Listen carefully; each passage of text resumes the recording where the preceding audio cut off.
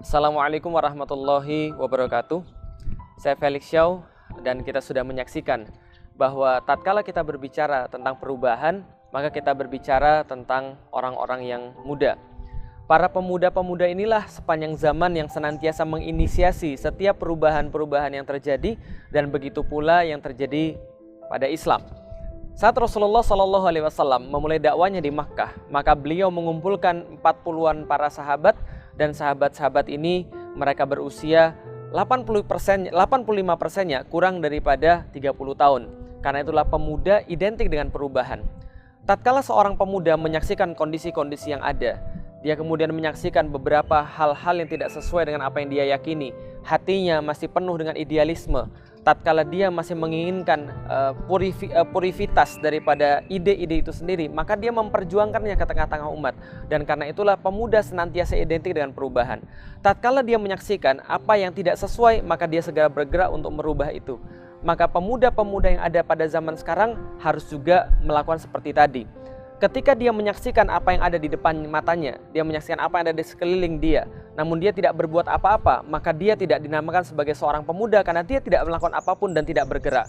Indonesia juga sama, dimerdekakan oleh para pemuda. Mereka yang siap bergerak, mereka yang siap mengorbankan apapun untuk mencapai apa yang mereka inginkan, idealisme mereka, dan Islam apalagi. Tatkala Islam datang, Islam disupport oleh pemuda. Tatkala Rasulullah merubah masyarakat, maka Rasulullah disupport oleh pemuda. Karena itu pemuda adalah sumber perubahan, dan Islam sendiri telah memberikan langkah perubahan pada mereka, tujuan perubahan yang jelas pada mereka, yaitu untuk agar mereka lebih menaati Allah Subhanahu wa Ta'ala. Maka ucapan-ucapan yang selalu diulang-ulang oleh para pemuda tatkala Rasulullah SAW menginstal mereka dengan Islam adalah bahwa kami datang untuk membebaskan manusia daripada penyembahan terhadap selain pada Allah, penyembahan terhadap manusia menuju pada penyembahan pada Allah Subhanahu wa Ta'ala. Maka inilah perubahan yang hakiki yang harusnya dimotori oleh para pemuda.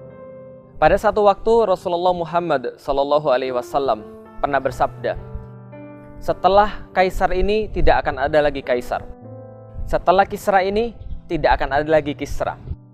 Ini hadis yang menandakan bahwa kekuasaan Persia dan kekuasaan Romawi yang pada saat Rasulullah masih hidup adalah sebuah kekuasaan yang melegenda, kekuasaan yang mengendalikan seluruh dunia, keduanya akan berakhir. Tapi siapa yang menyangka bahwa tatkala Romawi yang kekuatannya begitu besar diakhiri oleh seorang pemuda yang berusia 21 tahun yang bernama Muhammad Al-Fatih. Apa yang terbayang di benak kita tatkala kita mendengar tentang dakwah? Pasti kebanyakan di antara kita merasa bahwa dakwah ini adalah tugasnya para ustadz. Dan apa yang di benak kita tatkala kita mendengarkan tentang ustadz?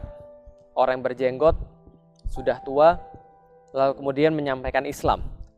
Banyak orang salah kaprah dan menganggap bahwa dakwah adalah tugas sebagian orang saja, tugas ustadz saja. Dan lebih salah kaprah lagi ketika menganggap bahwa orang yang menyampaikan dakwah haruslah orang yang sudah tua.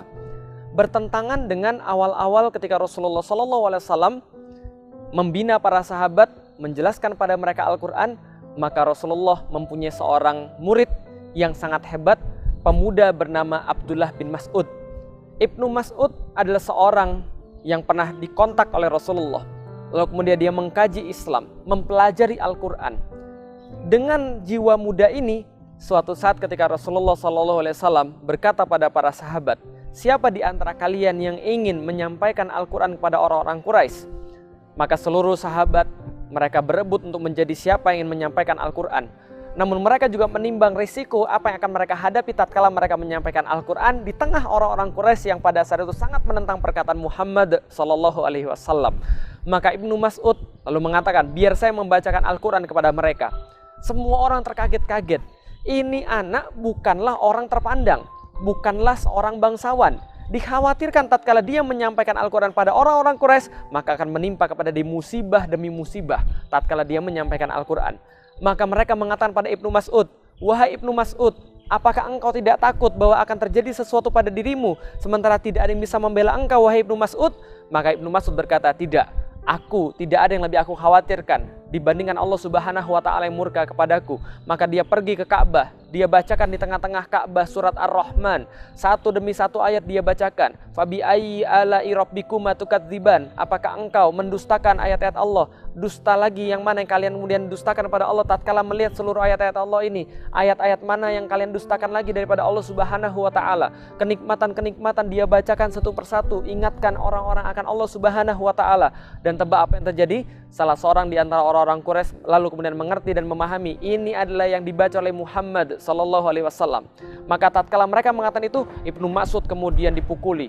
Ibnu Mas'ud kemudian mendapatkan siksaan. Ibnu Mas'ud kemudian pulang babak belur. Lalu sahabat mengatakan pada mereka, ini yang kami khawatirkan terjadi kepada engkau.